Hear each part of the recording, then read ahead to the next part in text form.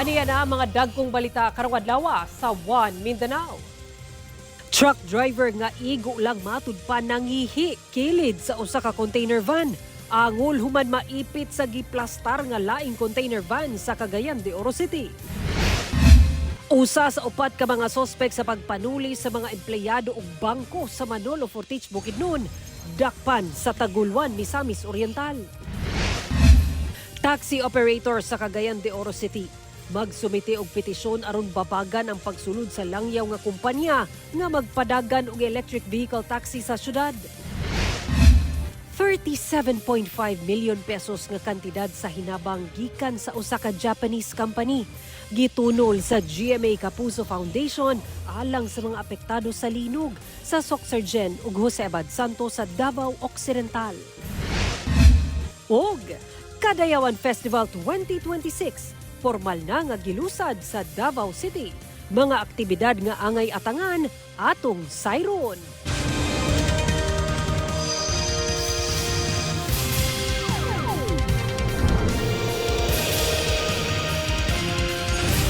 Mayong hapon Mindanao, ako si Sara Hilomen Velasco.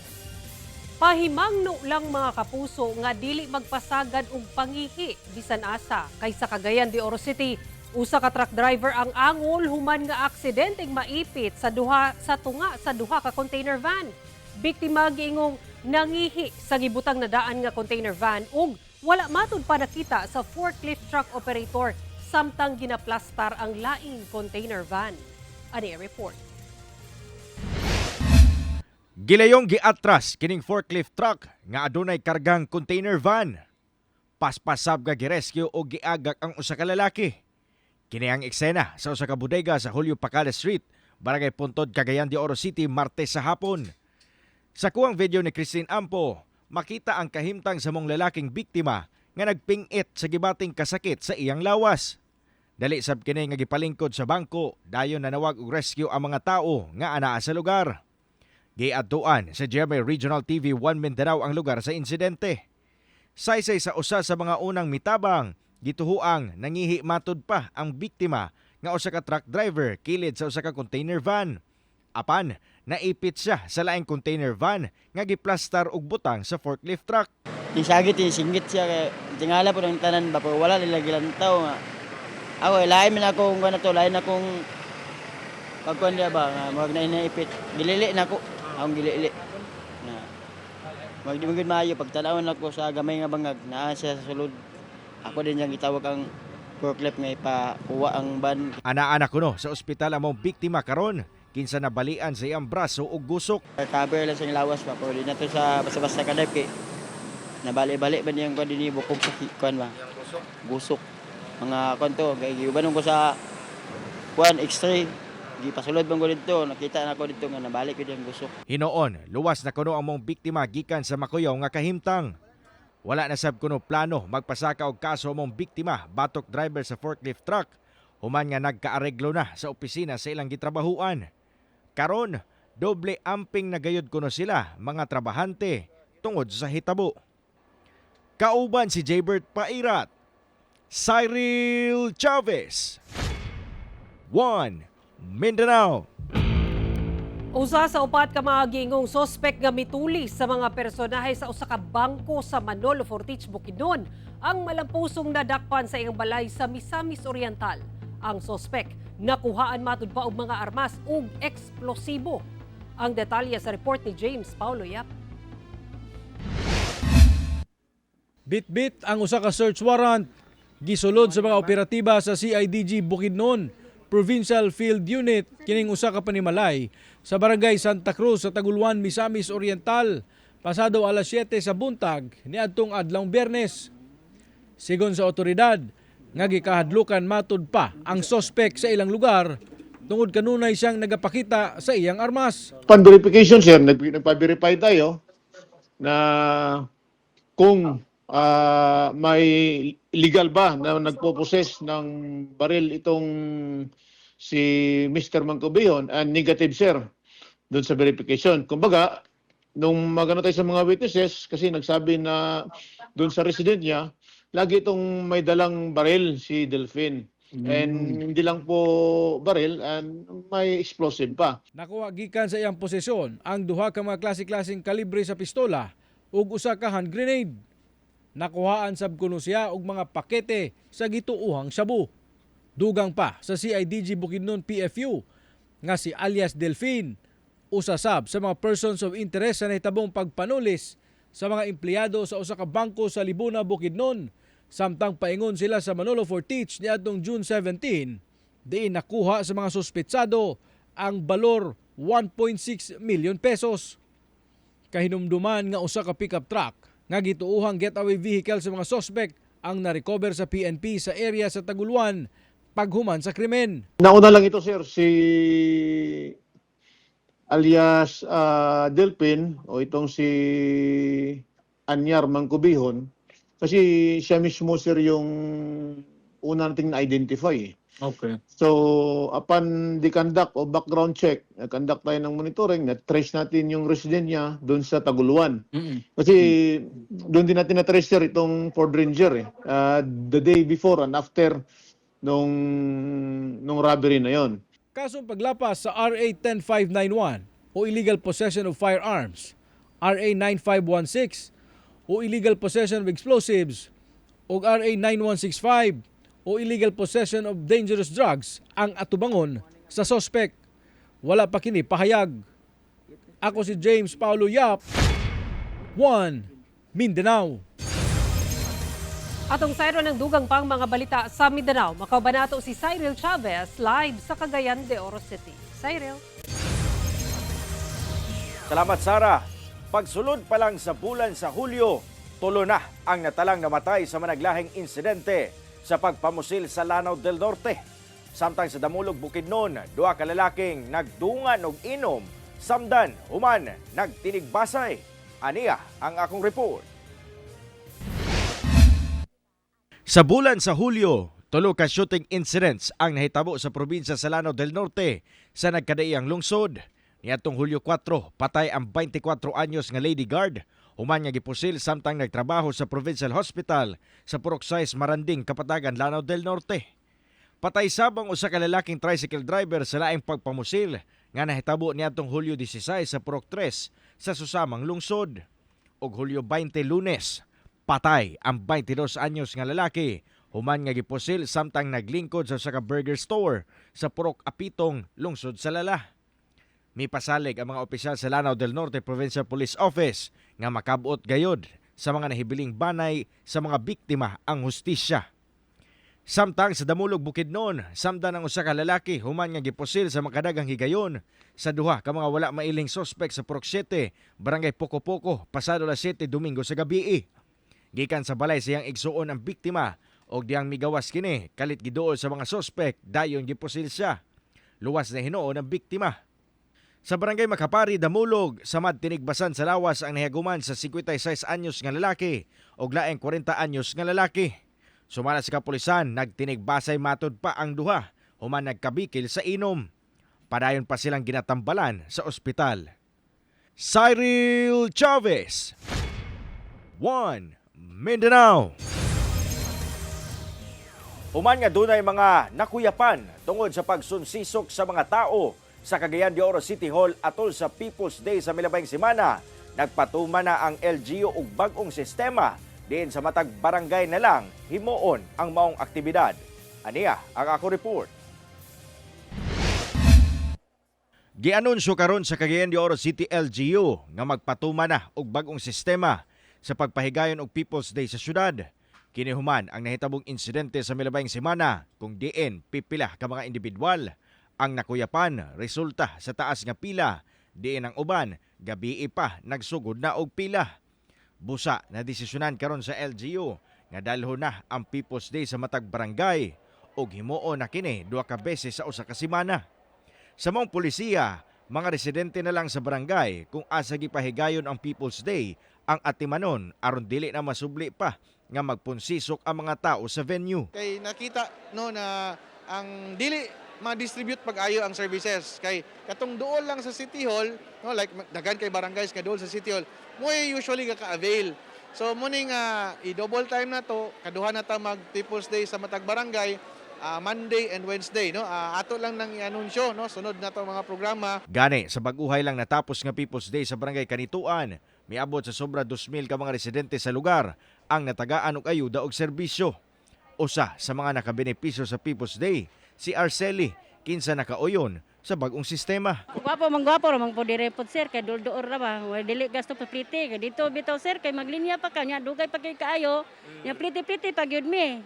Magliso pod mi pag balik na mo dito kay ang sakyanan manggo traffic. Nakita sab sa LGU nga mas plastar na ang pila sa mga benepisyaryo. Ado naman gihapoy pagahimuon nga People's Day sa City Hall apan sagad sa mga makapahimulos niini katong mga PWD, senior citizen o mga miyembro sa uban pang sektor. Dili lamang gud ni more on ayuda o hatag bugas o financial assistance, no? Naagihapon ta makita man to skilled nga naa atong mga department heads, no, mga frontline offices nga one-stop shop ning services nga paghatag gyapon pagtubag sa mga hangyo or mga kinahanglanon sa barangay. Kauban si Jaybert Pairat, Cyril Chavez, One Mindanao.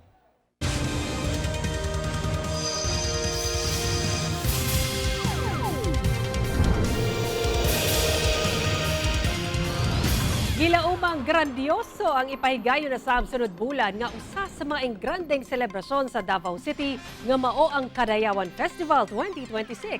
Atong sayron ang ipahigayong paglusad niini karong adlaw sa live report ni Jandy Esteban. Jandy. Sara, mas dako nga pondo ang gigahin sa lokal nga pagamahanan alang sa selebrasyon sa Kadayawan Festival 2026.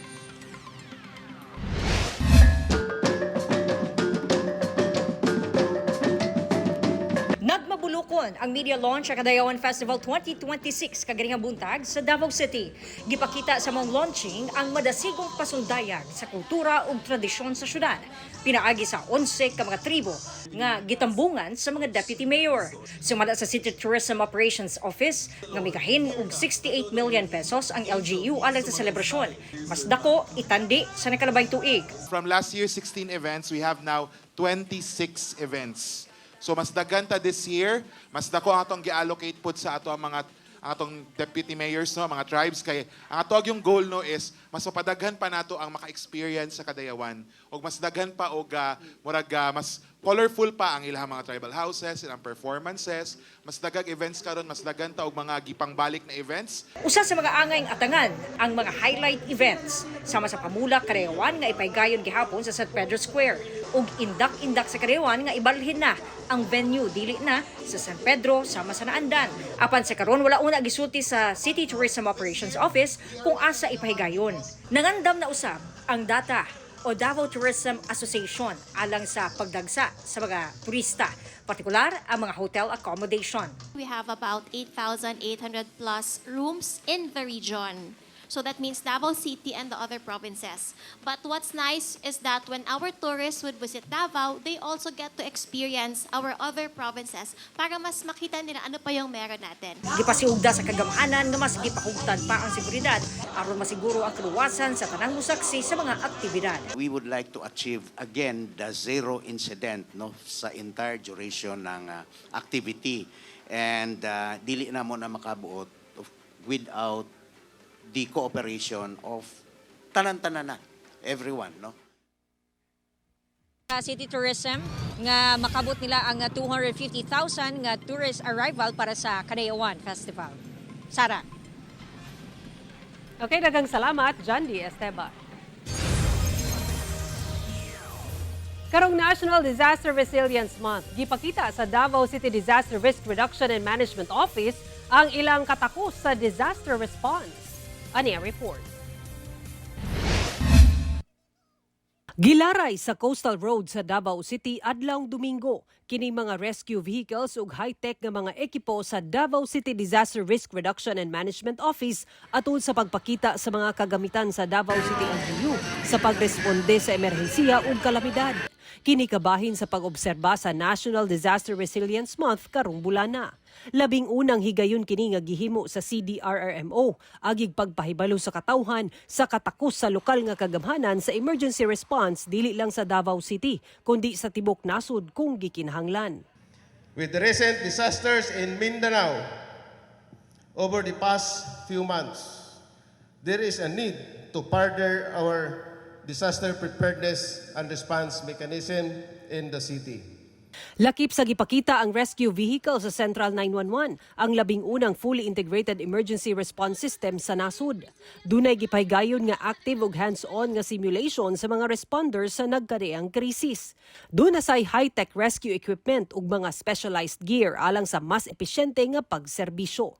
Mapasalamaton sab ang mga barangay sa tabang sa LGU aron paspas ang ilang pagresponde sa emerhensiya ug kalamidad ug misaad nga palambuon pa ang emergency response sa barangay. Ato kining commitment sa tibok Davao City nga barangay is always first and foremost part of this barangay resilient response in as far as our program disaster risk reduction management of the entire city of Davao. Sumala sa CDRRMO, gihimo kini aron maedukar sab ang publiko kalabot emergency preparedness. Kauban si Jojo Solarte ug Melchor Awing, Sara Hilomen Velasco. 1. Mindanao. Kapin 37 million pesos nga kantidad sa hinabang gikan sa usa ka Japanese company ang gitunol sa GMA Kapuso Foundation alang sa mga grabing naapektuhan sa magnitude 7.8 nga linog sa Soxargen ug Jose Abad Santos sa Davao Occidental. Balitang hatod ni Efren Mama. Formal nga gidawat sa GMA Kapuso Foundation nga gipangunahan ning GMA Network Senior Vice President and GMA Kapuso Foundation Board of Trustee Attorney Annette Gozon Valdez ang nasa 30 million pesos nga cash donation gikan sa Nitori Holdings Company Limited nga pinakadakong furniture retail chain sa Japan. Ang aktibidad gipaygayon sa KCC warehouse sa General Santos City adlong Martes. Gawas niini gidawat sab ang dugang donation gikan sa Nitori Philippines nga mukantidad sa 7.5 million pesos nga mga material nga brand new beddings, housewares o mga gamit alang sa 3,500 ka mga pamilya nga dunay partially damaged houses sa Malapatan, Glan, Maasim ug Alabel Sarangani, Jose Abad Santos, Davao Occidental ug Pulumulok, South Cotabato. 大統領の方にそういうふうにこう申し込みましたら、政府の方からこちらの、GMA の方に、推薦して紹介していただきまして、安全に、皆さん行き渡るということをね、確認しましたので送らせていただきました。We are very humbled na sa GMA Kapuso Foundation in-entrust yung execution at implementation ng donation ng Nitori Japan and Nitori Philippines. Nagpapasalamat tayo and we promise that we will execute their donation to the best of our ability at serbisyong totoo talaga ang gagawin ng Kapuso Foundation. Ang maong cash donation gamiton sa pagpatukod og temporary shelter pods alang sa totally damaged houses sa Malapatan ug Alabel Sarangani, Jose Abad Santos, Davao Occidental, Barangay San Jose, General Santos City, 2P South Cotabato ug Alabel Sarangani. Ang temporary shelter pods ay naglalayo na magbigay sa kanila ng comfort at saka ng privacy at saka ng dignity. Kasi medyo matagal pa ang aantayin ng mga apektado bago magawa ang permanent housing na plano ng pamahalaan para sa kanila. So hopefully ito ay makatulong sa kanila. We will build 100 pod clusters at a time. At ito ay dito sa iba't ibang mga munisipalidad na affected. Ang maong donation giagi sa Office of the First Lady sa Malacañang ug sa Department of Tourism, lakip sa Department of Interior and Local Government aron masiguro nga maabot gyud sa target nga benepisyaryo. Meron na siya talagang balak mag-donate kasi nga ang sabi ko ang Japanese pag may salanta pareho tayong bansa na maraming disasters, they have the earthquake, they have typhoons, they have everything like us, and they're especially compassionate for victims like them. Samtang si First Lady Luis Liza Araneta Marcos, kauban ang DOT, Nitori Holdings o GMA Kapuso Foundation, nangunay sa pagpanghatag og material donation sa 1,000 ka mga benepisyaryo sa Malapatan, Sarangani. So medyo hirap because yung ibang bahay na resulta, effect ng lindol, hindi na pwede mabalikan. And sinugundahan kami ng baha. O, sana ay tibayan lang ang loob nila, tibayan lang ang pananalig sa kanilang sarili at lalong-lalo na sa Diyos. Dahil andito rin ang lahat tayo nandito para tumulong at makiisa sa kanila. Kauban si Gary Balantay, Efren Mamak, One Mindanao.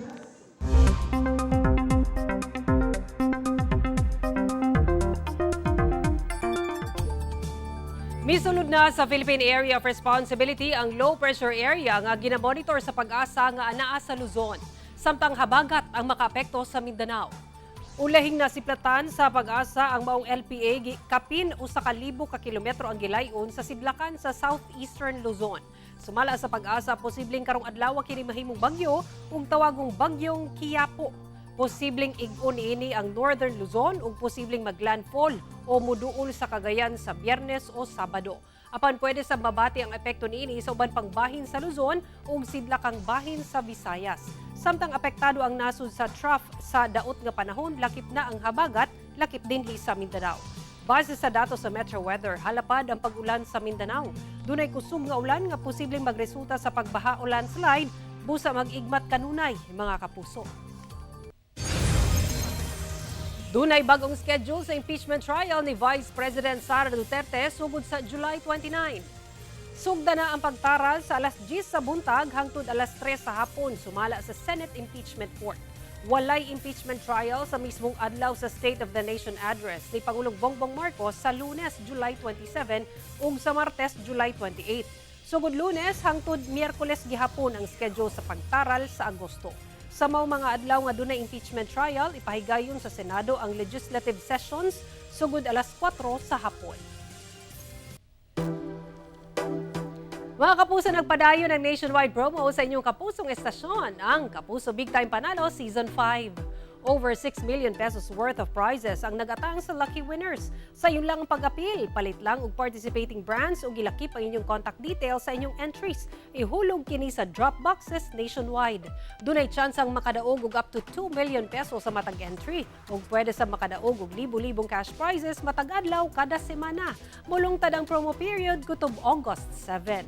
Magbantay sa fake news, fake Facebook accounts o scam text. Tutok lang sa GMA o mobisita sa official Facebook page ug microsite sa GMA Promos alang sa complete mechanics and announcements.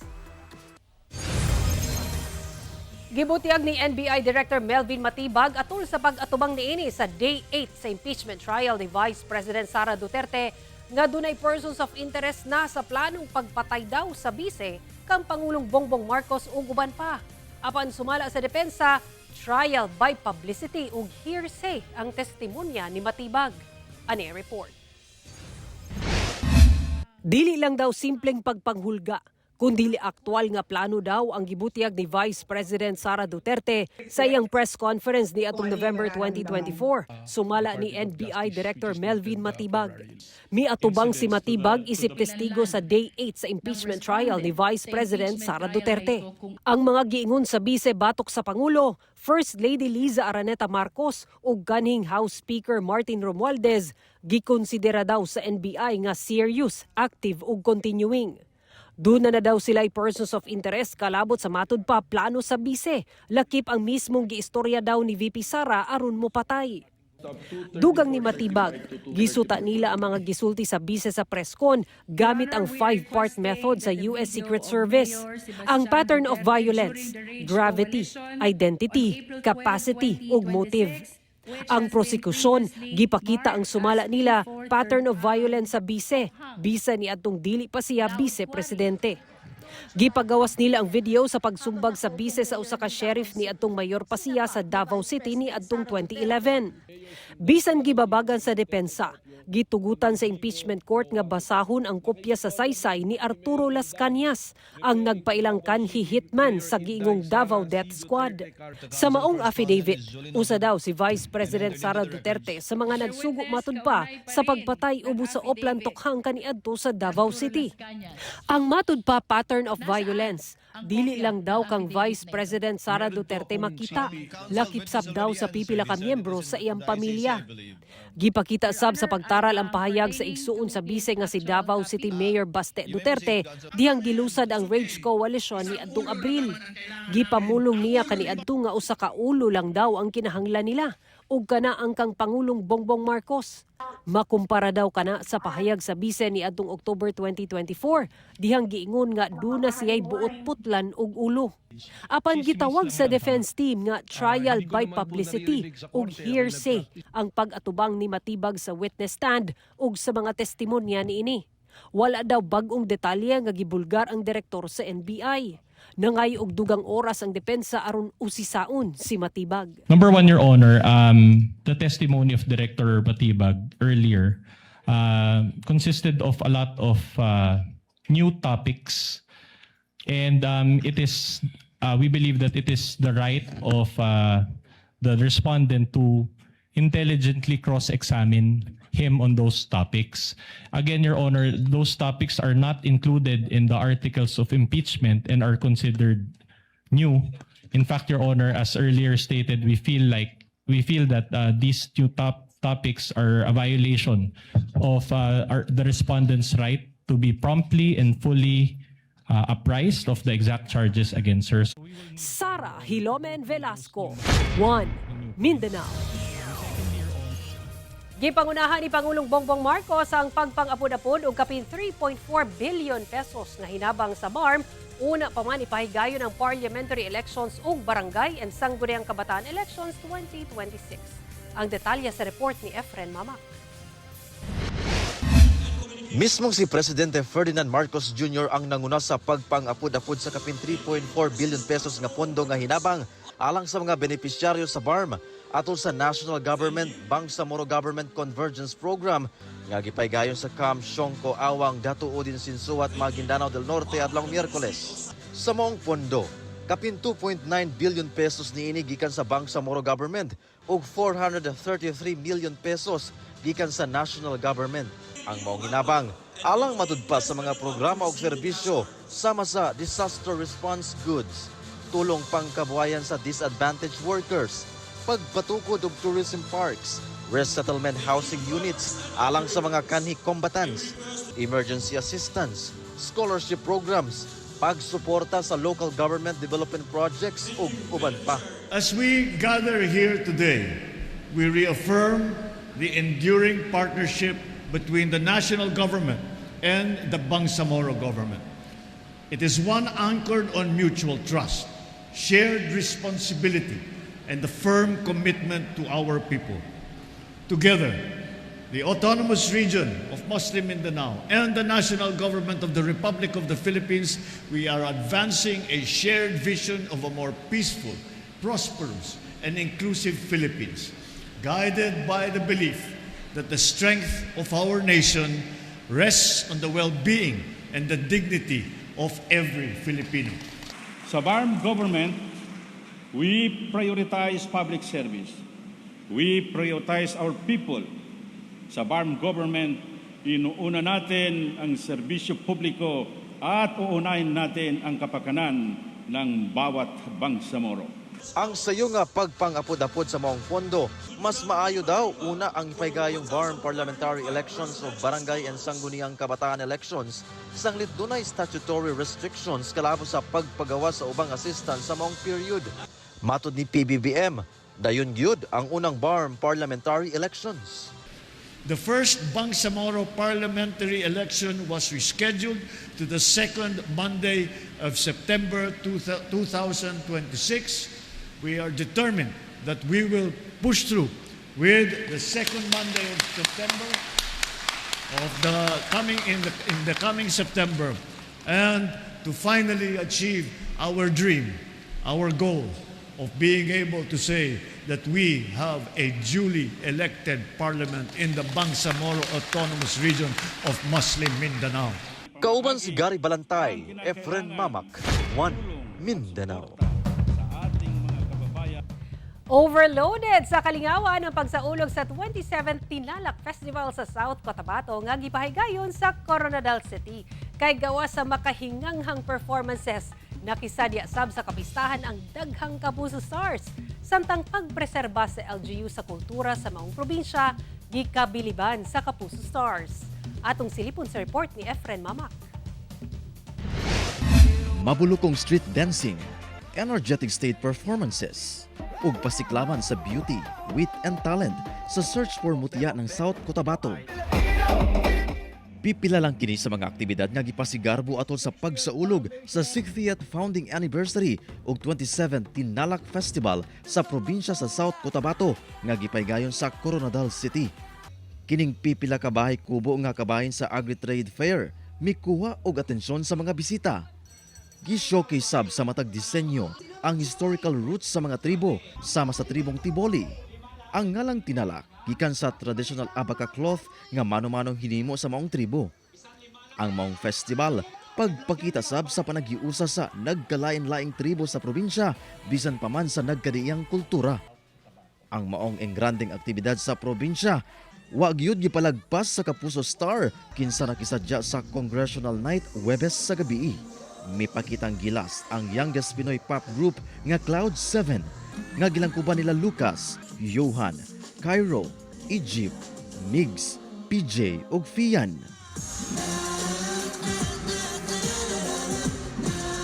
And grabe po talaga yung pag-welcome nila. Ganun pa rin po talaga kainit. Dahil po doon, na-translate po namin yun sa mga performances po namin.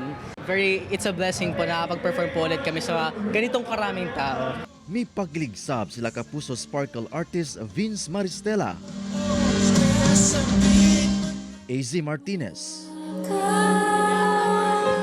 ug Sofia Pablo. Sumala nila, ilag yung gipangandaman ang ilang performances alang sa mga kapusong South Cotabateños. Paghahanda, vocal lessons, energy, nag-ipon kami ng energy para pag nag-perform kami, all out. Wow. Mentally, syempre kailangan mentally prepared ka pag pumunta ka ng stage at mag-perform sa lahat ng tao. Ako naman, pinaghirapan ko yung vocal rest ko. Joke, wala, nag-beauty sleep lang kami kanina. Chikahan sa morning. Mas misamot ang kahugyaw diyang nag-perform ang cast sa The Master Cutter nga si Prince Carlos, Anthony Constantino, ug Shuvi Etrata. Sobrang na-appreciate ko na pumunta pa rin kayo dito kahit natag-ulan ngayon. Sobrang nakakataba ng puso na sinusuportahan nyo kami. Sa una kay diri may mag-camping sa Girl Scouts, sa una sa Marble Me, na ato sa may Coronadal karang mga ugnaing mga informative na mga, like for example, activities sa science, math. Diri gyud ana mo ato mo nang surreal kay ni nga moments ako kay nibali ko karon pero mag-perform nako. So, nalipay ko, sobra ko nga nalipay. Ug mitodo pa ang excitement sa pag-perform na ni Infinite Star Rian Ramos.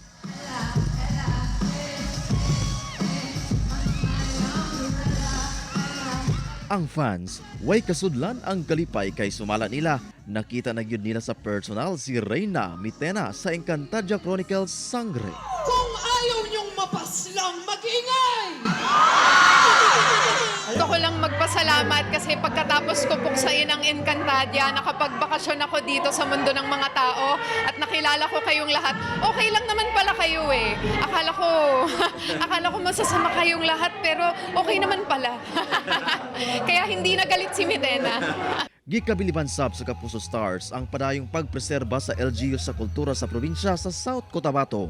Of course, the government backing the culture here in South Cotabato is a very, very big thing. And Having this festival is great. It's a wonderful way to celebrate yung mga arts and crafts nating mga Pinoy na talagang part ng kultura natin. We should really celebrate it and remember it all the time. Hipay ng tanan. Sa liwat, maraming salamat. May gabi sa inyo ang tanan. Kauban si Gary Balantayog, Bong Vicencio, Efren Mama. One Mindanao.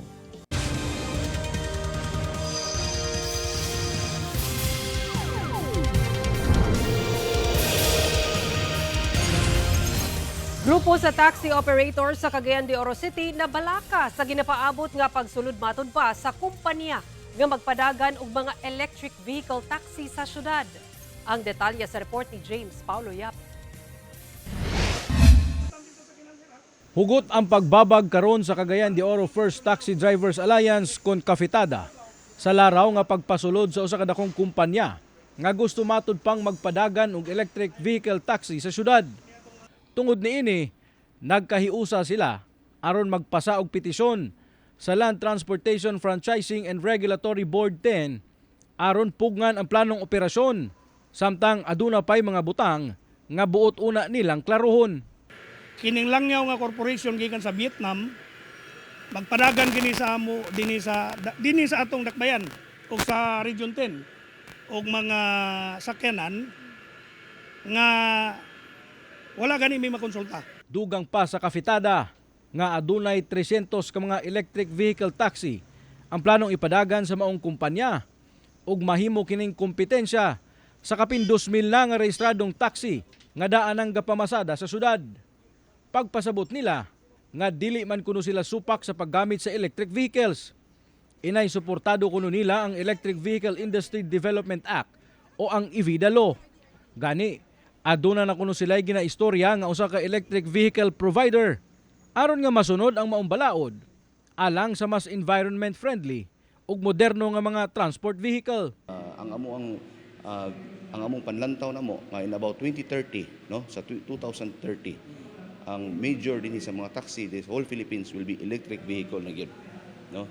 So murag makaya man kay tungod ang LTFRB nagpadala og mga panpod nga supporting the EVIDA Law no sa which is kaning tanan ng mga bagong mga franchise karon will be pure EV na gyud siya. Nganong ihatag man nimong langyaw nga naman day existing nga mga taxi organization, taxi cooperatives, transport operators. Sa usa ka statement nga gipadala sa LTFRB 10 sa GMA Regional TV1 Mindanao, ilaman kunong girespeto ang mulo sa taxi drivers ug operators sa syudad. Ginatunan kuno sa ahensya ang balanse nga pag-implementar sa EVIDA Law ug ang pagprotekta sa panginabuhian sa existing transport operator sa syudad. Nakatakda sab kuno nga makighinabi si LTFRB Chairman Attorney Vigor Mendoza sa mga transport operator sa rehiyon aron formal nga dunggon ang ilang mga reklamo. Kauban si Makoy Sempron, James Paulo Yap, 1 Mindanao. Good news sa mga boat mo adto sa Taiwan. Extended hangtod July 2027 ang visa-free travel didto alang sa mga Pilipino. Samala sa Bureau of Consular Affairs sa Taiwan, libre gihapon ang visa alang sa mga Pilipino mo bisita didto og hangtod 2 ka semana. Resulta daw kana sa Visa Exemption Program. Una nang gianunsyo sa Pilipinas ang paglugway sa visa-free entry alang sa mga Taiwan passport holders hangtod July 31, 2027.